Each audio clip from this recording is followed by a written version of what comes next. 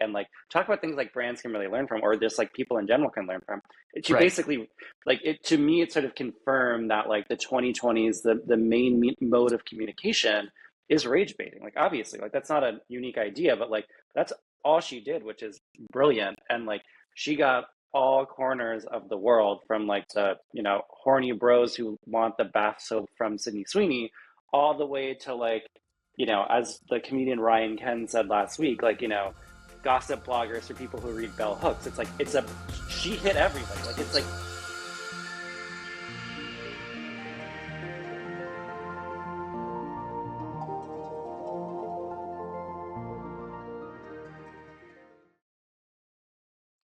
All right, everybody. Hip replacement number 14. Kyle, I feel like we're I don't know. I was going to say we're reaching middle age, and 14 is not middle aged at all. But I feel like we're actually getting our stride. we're able to, what is this is the point when you can definitely go to a movie, a sort of like somewhat saucy movie. You're almost able to get a permit, a driving permit, Almost a driving permit, almost and a in driving permit. certain American states. Well, we're joined by Jaskaran, from who is over from um, Eastern Germany. I'm okay. Sorry, Kyle. I'm going to let you explain because, as usual, I'm lacking some of the details.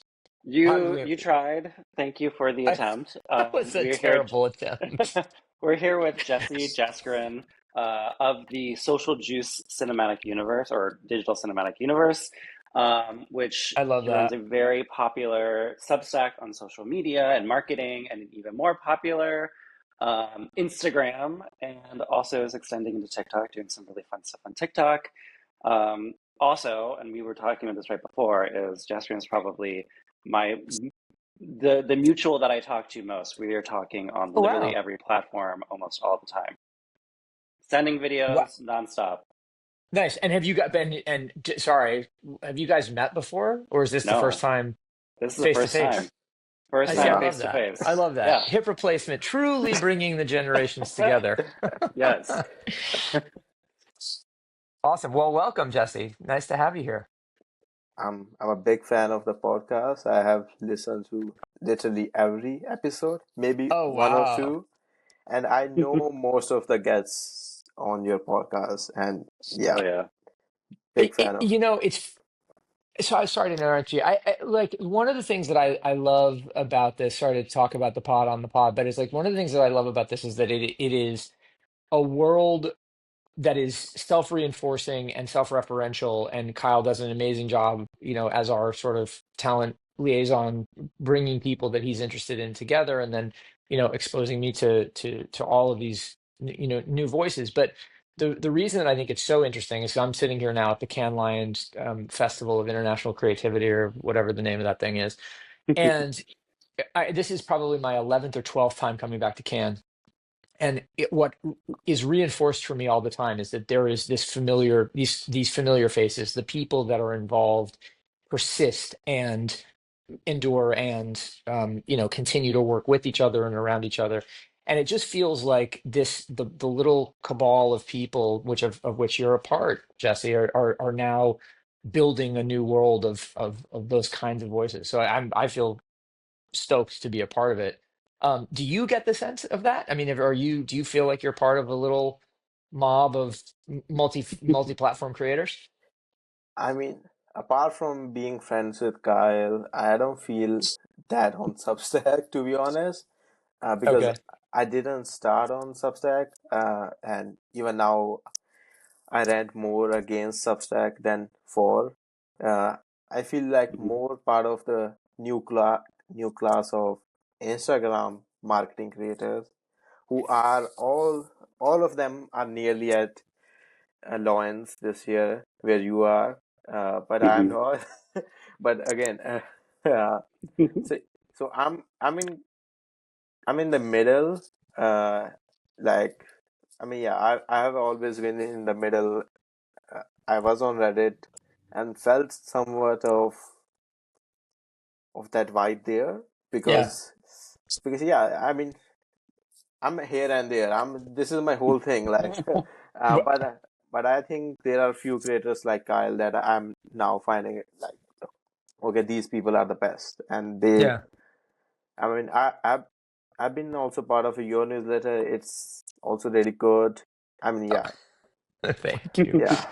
I was No, gonna say really quickly that like yeah. it's so interesting you say that about Substack because like I granted look, I've met a lot of people through Substack and I've met up with a lot of people on Substack, but it's funny because like there are moments when I'm like, hey people, I'm doing a meetup in this city, or like, hey, like I would love to hear from you, and like you just don't hear anything.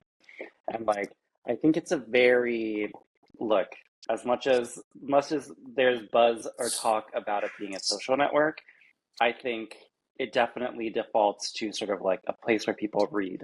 To like that sort of interaction, to your point, Jesse, is like it can be a little bit What? some hurdles to get to, at least in my Yeah, world. interesting. That's kind of fascinating because I think the theme to this week, if I had to guess it on day one, is just generally uncertainty, right? About what Well, the next thing will be, both in terms of, do we all get replaced by AI? Do we all get enhanced by AI? What are does Google get broken up and do, new platforms arise as hegemons? Um, et cetera. But the one bit of consensus that I think people seem to feel is that money is moving into the creator space. hmm Money is moving away from sort of the legacy media universes, and that the ad agencies are in the process of being disrupted. All of which creates space for hmm voices like yours, but also, the modes by which you reach audiences to become prevalent. And I am unfortunately missing a dinner for Beehive right now, which I was excited to go to because I wanted I mean, I said I would do the pod, so I want to make sure I do the pod, and I'll go find those yeah, guys later. But it is interesting to see how newsletter platforms like that tiptoe yeah, into the world. I yeah. mean, I think that's. Go ahead. you talk about Beehive. I mean, a lot of the creators that were on the platform, or creators that are attracted to platform like Beehive that weren't on even that platform, they are now on Substack. They like Yeah. you, Justin Wells and all these LinkedIn people are now, because of the network effect. I personally Mhm. also joined because of that very early on. I had some creator friends. I used to ask them, "Can you recommend me?" But on Substack, it's very different. You get recommended by the actual people. So yeah, I mean, it's not just that the power is to the creators. It's just power to a small network of people that can recommend you.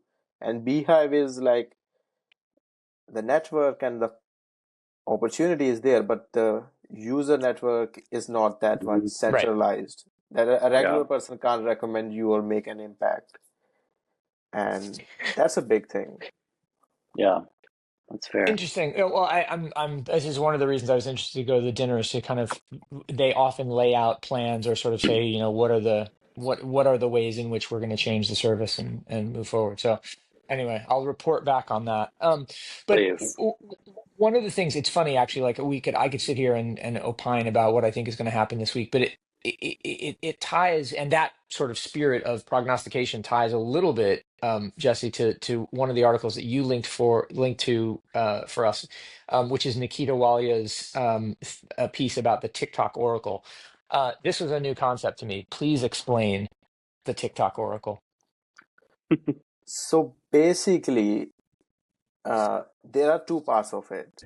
One of the part is uh, the personal brand pressure of the corporate culture right now is huge right now. Yeah. So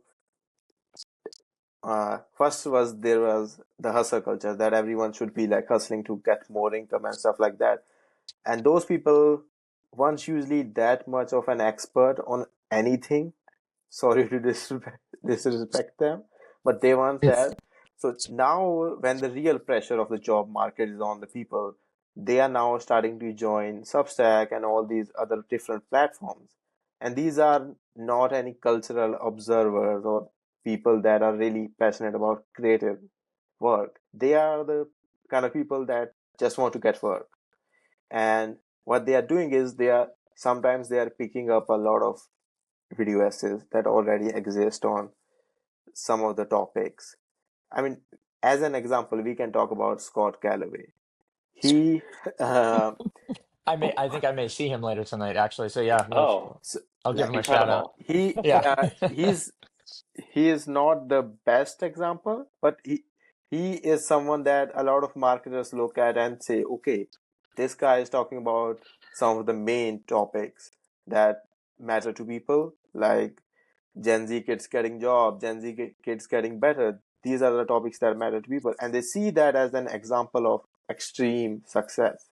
And then they apply that to their own job. Like they could be doing strategy at their job and stuff like that. And they have picked up that model of Joe Rogan, Scott Galloway, and stuff like that and applied it to their jobs. So they usually take what already exists. For example, they talk a lot about dupe culture, how everything is getting duped. Mhm. They talk a lot about how Gen Z isn't doing really well.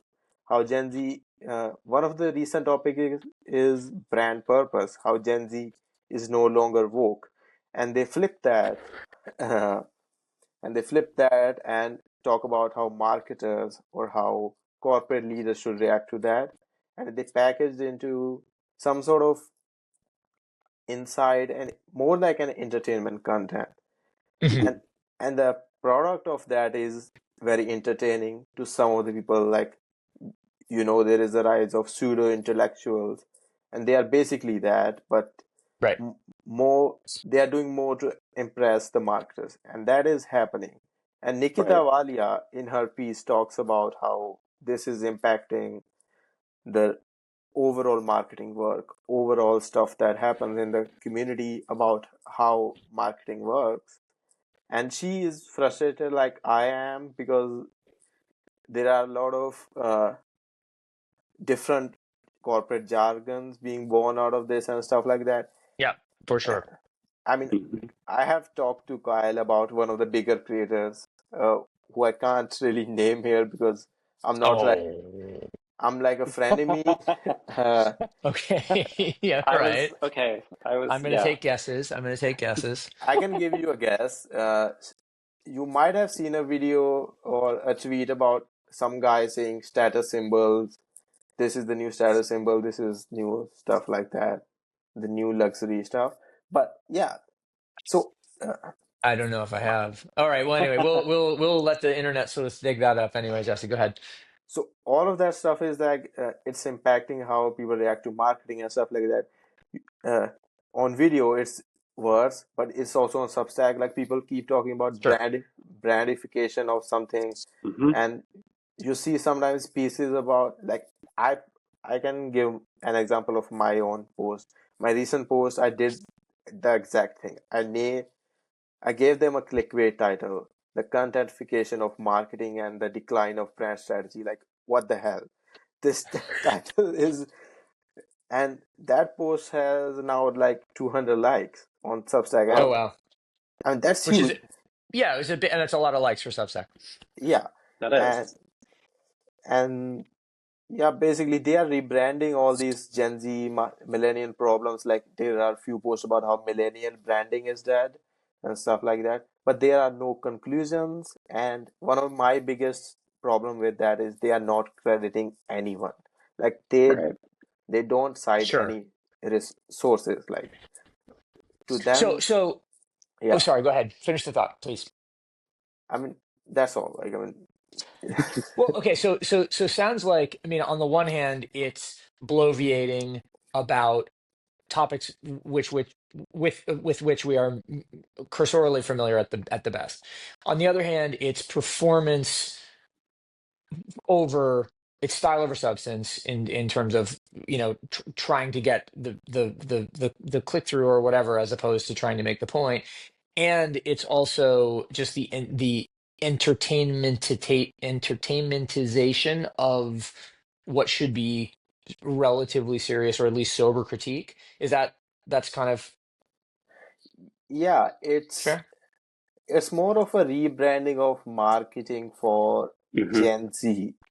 As an example, like nobody wants to be a Marketing as marketer. culture, then. Yeah. Uh, Yeah.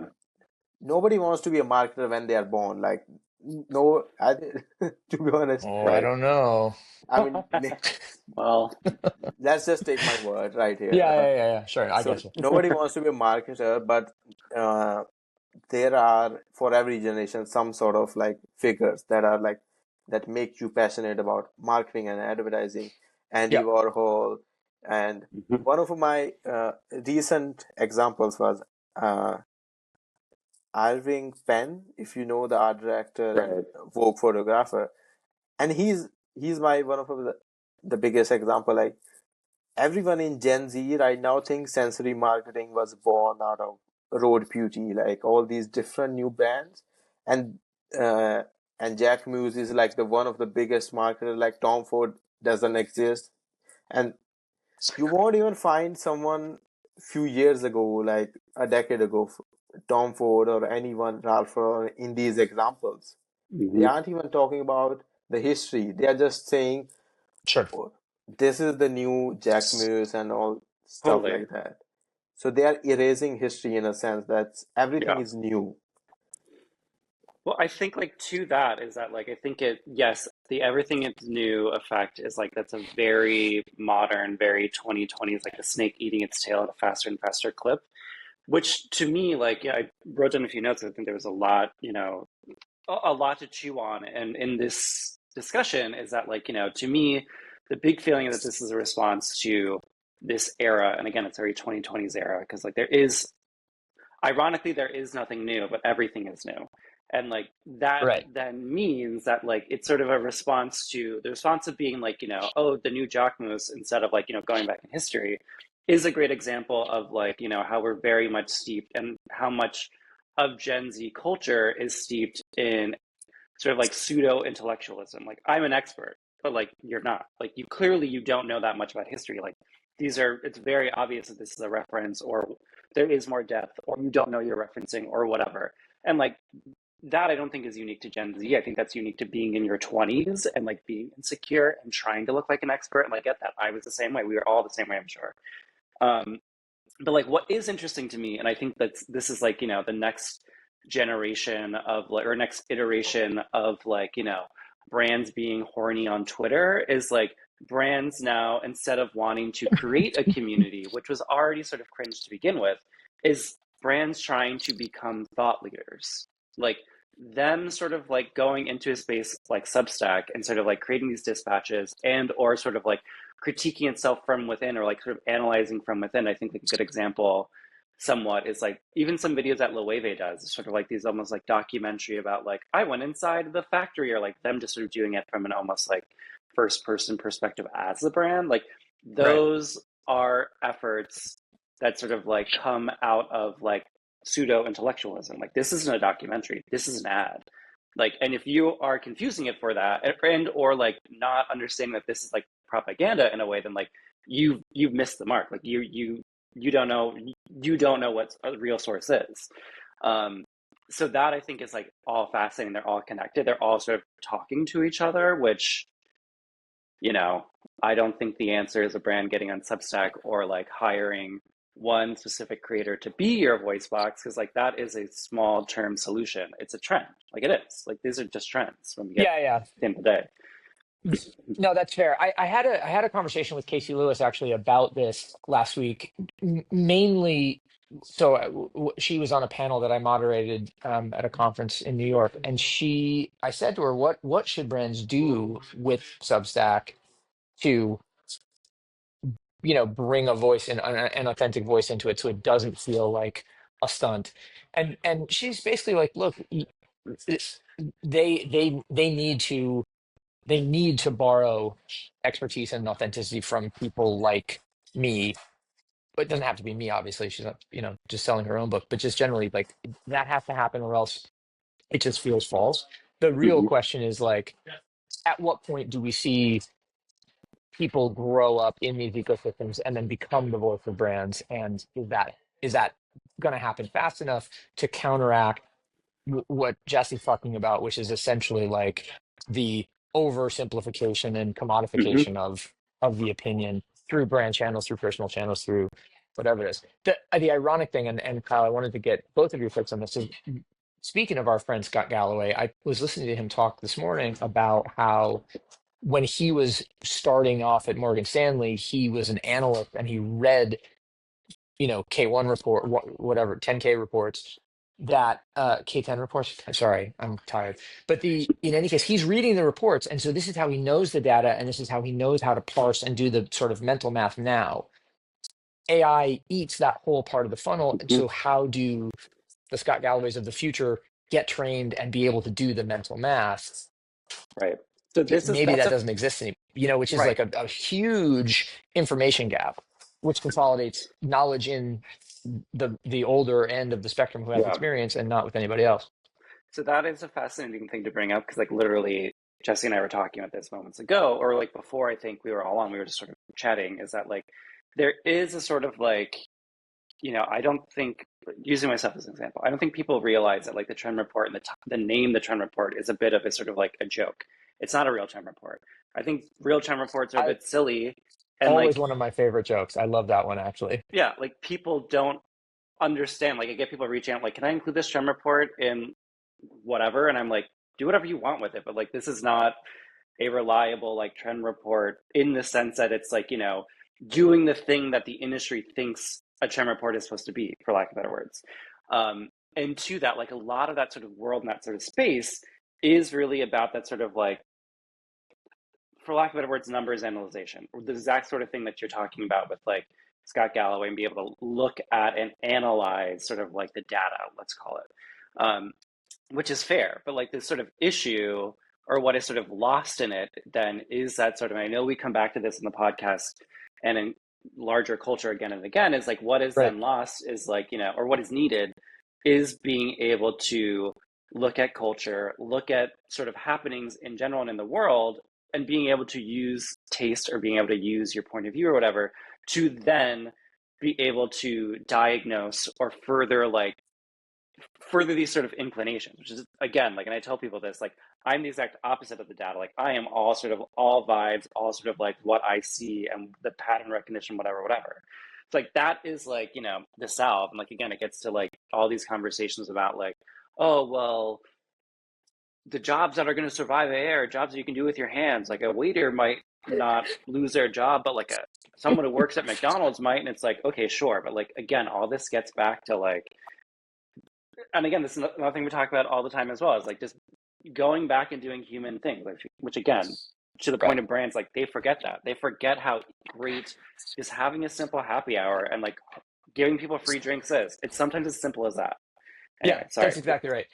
Jaskaran, where do you find yourself on that spectrum? Are you more emotional? Are you more analytical, process driven? I'm always just interested to know where people find themselves instinctively along that continuum. I'm mainly in that data is not for data or analyzation is not for future, it's for present type of Yes. stuff that I think that's the big issue. It's issue with every department. I think the brand strategy and everything, people don't understand that there is no type of data that can tell you what's going to happen in future. We are not Right. scientists. Even Mm-hmm. scientists don't do that. It's just that we have a weird, weird uh, True. we have a weird obsession with like using data to predict stuff, and that's exactly not like it's like normal people don't talk about future that much, but we do as corporate Right. people. Like, and that's my thing. Like, even as an example, like I believe Scott did all that stuff. I mean, Scott is out here making a lot of prediction himself. To be Yeah. honest, like one of the bigger predictions he is making that the death of the brand.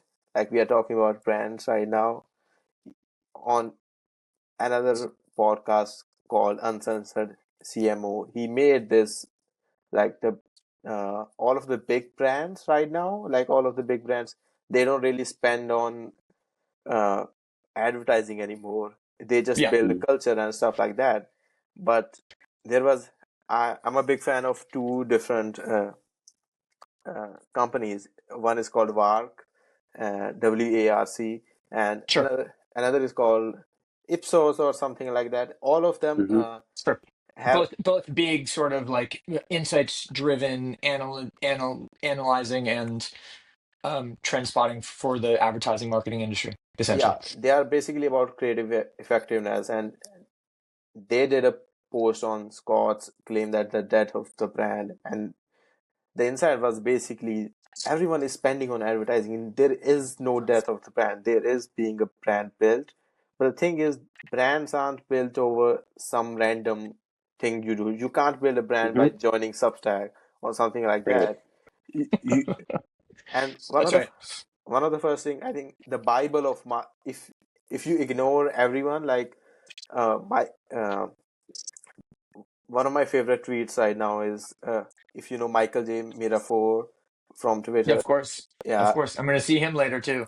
yeah, he made a tweet about Substack, that Substack strategy. Substack is basically 50 people talking to each other or fighting to each other, and Yeah. Yeah. that's the thing. There is no brand being built on short-term tactics on stuff like that. It's being built on how you are visible to people, how you Hmm. are just trying to be there for the people and stuff Yeah. like that. I mean, it's a game of distribution. Marketing is all about distribution. If you can't uh, activate how people think and where they see you, there is nothing like that. But the thing is, the brands joining Substack or brands doing all this stuff, they aren't really brands known for marketing. They are brands known for doing that kind of stuff. Like, Right. I totally expect Rare Beauty and stuff like that, Hinge, to join that type of ecosystem because that's what they do. That's Right. their whole skit. I was gonna say is that like it's not surprising to me that like the Hinges and the American Eagles are doing it because like they're the ones who have say most on the line. These are two companies who like are really sort of throwing not everything at the wall. Like they haven't, but like Hinge, for example, is like getting all Yeah. that bad press of just like the death of dating apps and all this stuff. Of course, it's gonna do something buzzy that seems much more intimate and much more like actual dating, quote unquote, to make itself look great. And like, look, that's probably the best iteration of it, but like, is that gonna last? Like, that's like a really good stunt, but like, is that gonna last? There are ads all over London that I see with Hunter Harris's name on it, and they're very cute and they're very well done. But again, it's uh, like it didn't say That's Substack interesting. on these ads, but it says like, read stories by whoever, and it's like that's interesting. But like, Wait, so there's a Substack ad campaign in London? no, no, no. It's a Hinge ad campaign. It's the Hinge ad Ah, okay, campaign got it. about like these, it's like read real love stories by blah blah blah Hunter Harris, blah blah Sure. blah, and like Sure, it sure, sure. doesn't even have the Substack address, but like it's getting at that whole idea. Like it's all sort of like related, but like definitely it's like you're not doing something like that if you don't have like a you need to play buzzword bingo to see if you can win. I, Yeah. I, Go I'm ahead, Jesse. that is basically that's the next version of unhinged marketing. It's social media done for it's traditional marketing done for social media. That's the thing Mm, basically. yeah. Interesting. I was just, I wonder part of this is about it's also about the sort of natural multimodality of the modern expression ecosystem, right? Like I attended a talk this morning or a conversation between Brian Morrissey from the Rebooting and Willa Bennett from Cosmo, and one of the things that they talked a lot about was how Willa has become a character. She is the editor. She is also, to use a sort of Condé Nast term, which is not her parent company, but just hired this global editorial director. She's the, Mark Guiduccian global editorial director, really, if you want to think about it for Cosmo, because she does more than just be the editor. She's also in charge of thinking about how brands that are want to spend advertising dollars can come in fluidly to the ecosystem, and she shows a lot of enthusiasm about that. And then she's also on-air talent, right? She's the star Hmm. of this blind date series that they do. um it seems to me like that's the definite future mode. but it also, there's this interesting countervailing tension because with the newsletterification, with the podcastification, there's also this really heavy emphasis on words and on wordsmithing and on writing in a respect. I think that's going to be really interesting to see how we resolve, how you take the writerly impulse to be expositional and the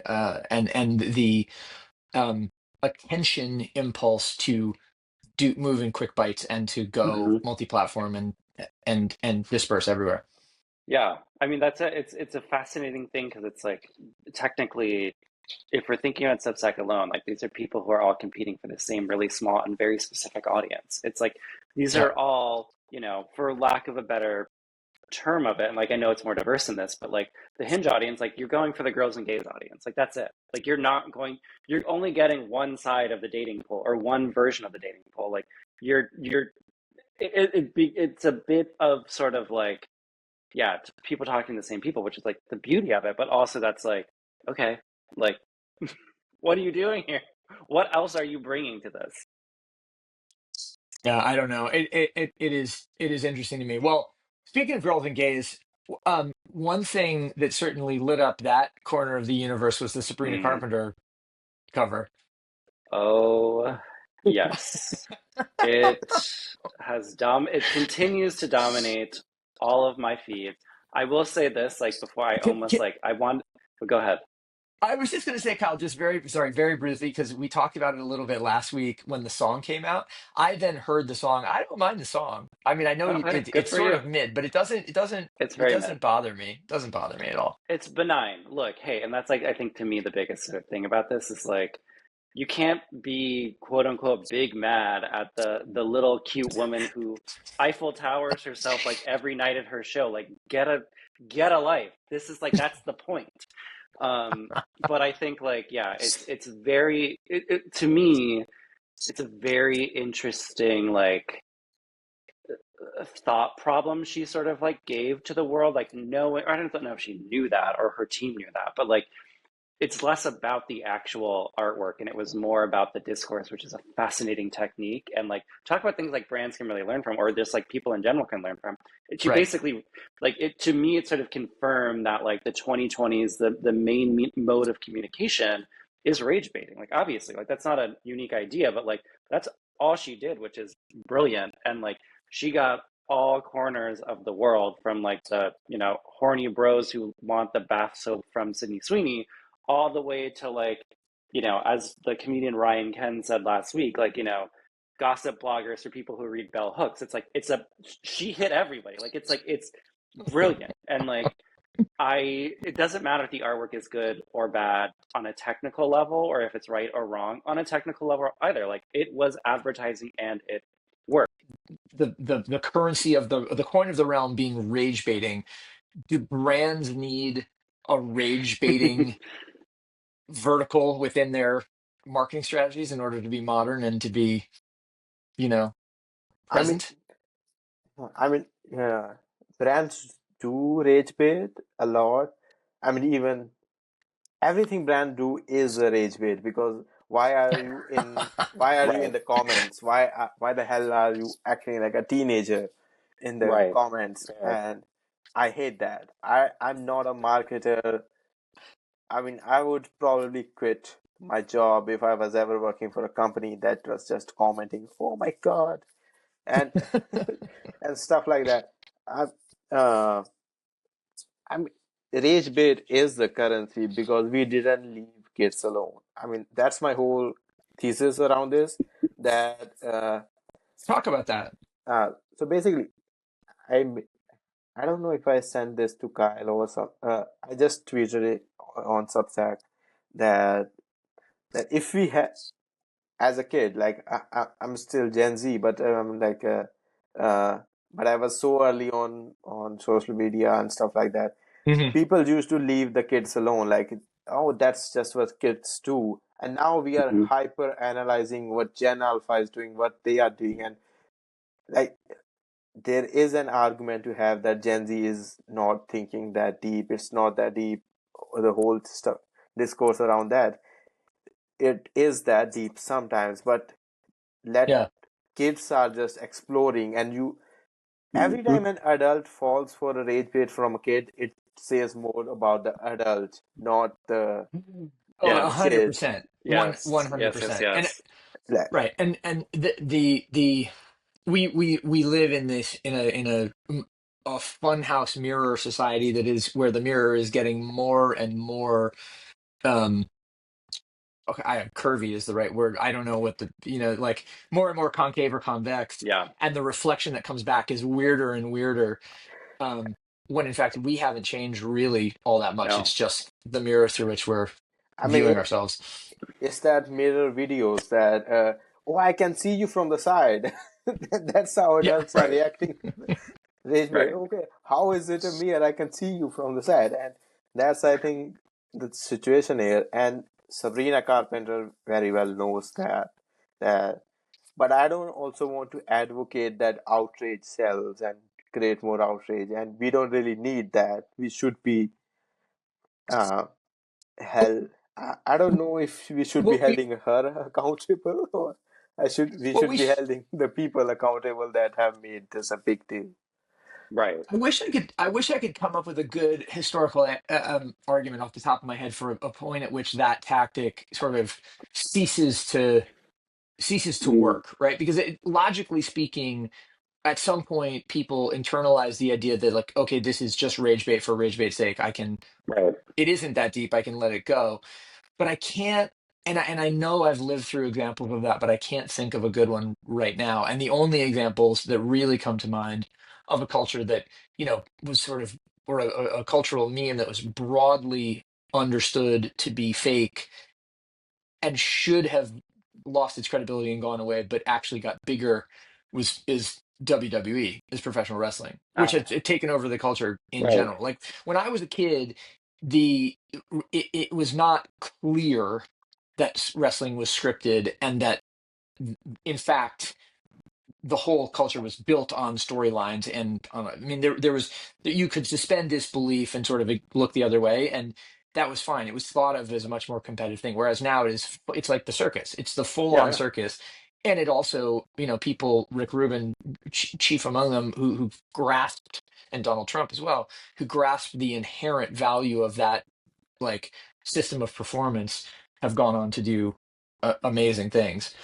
Um, I so yeah, mean, I don't know. I'm trying to think of an example Well, where I the would credibility say was exposed and it totally. disappeared. Really quickly, I would say like we were sort of steeped in this culture throughout the 2010s in a different way where like it was happening for real, yes, but it also was happening for fake. Yes, it's like Hmm. you had in the 2010s things like Slender Man where people are like, "Oh, it's actually like he's killing people or whatever," which like that did lead to actually like some kids killing each other. Sure. Like that was real. On the other hand, you had things like I forget the name of it. It was like the David challenge and then like the Momo challenge, like things like that were basically hoaxes that sort of like inspired this moral panic, some of which were advertising for movies.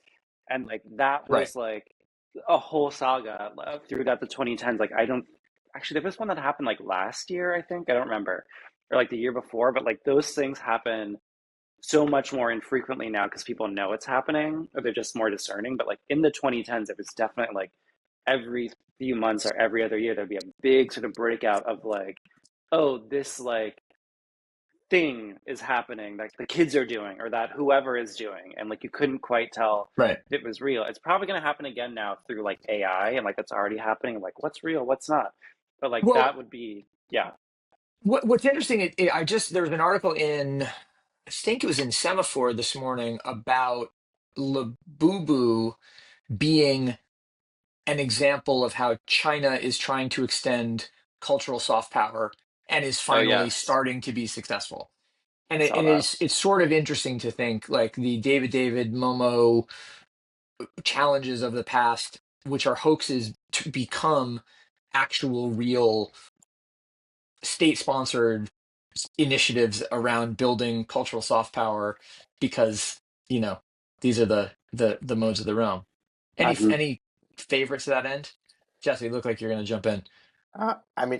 First, I think the situation is very unique to internet and the current generation because uh, on social media we don't have an etiquette or stuff like that, and that is what rage bait is really born out of. That you can Mhm. rage bait someone, and in real life it exists, and it will continue to exist, and that's why it's very unique to how Gen Z and stuff like that happens. Interesting. And the Labubu thing is my main point was going to be about OpenAI partnering with Mattel for the Barbie collab. I think, Oh no, I missed that. I and haven't seen I that don't either. like that. Oh boy. and that's basically what China is doing is will be done by all these AI companies because they don't have a solution to be profitable right now Mhm. through technology and stuff like that. They have to keep growing, like OpenAI has to keep growing, Yeah. and the shortcut is cultural power. Short term is basically helping all these companies, and IP is the short term power, and they see that because like Yeah. that's what sells. Even if it sucks, like all the new How to Train Dragon, I think it is good. I don't know, but yeah, IP is IP. Yeah. Yeah. Well, Yeah. that brings us to maybe an interesting point to wrap the discussion on, and one to further explore, like the ways in which these IP driven concepts get fleshed out in real life and then get merchandised and marketed through the various coins of the realm, rage bait or otherwise. I wonder. Well, anyway, guys, Jaskaran, this has been a really fascinating conversation. Thanks for joining us. I really appreciate it. Where can the people find you on the various and sundry handles? I mean, you can find me on Substack, and you can find me by on Instagram by searching the best marketing newsletter ever. That's my new username. Excellent. That's I love that. It's great. uh, but find me anywhere. Just don't search me on LinkedIn. I don't really do LinkedIn. I have never Good for you. gotten around to make a profile that is anything but professional. I don't know. Oh my. Same. Uh, Same. All right. Well, when we return, when we have you back on in the future, we will check in on your progress on LinkedIn, and by that time, I'm sure you'll be a titan of the platform. you'll see that. Uh, Cool. All right. Well, guys, this has been Hip Replacement. Do us a favor, subscribe and share with your friends and all of that fun stuff because it helps and we appreciate it. Kyle, great to talk to you as always. Next time we'll record one more remote episode, although we'll make sure that series producer Campbell is a little bit more timely in starting it off. All good. Oh, Oh, but we do. Okay. incredible. Well, Incredible cameo. yeah, exactly. A fitting end, a fitting end. All right. Well, everybody, thanks very much for joining us. We will talk to you soon. Good job.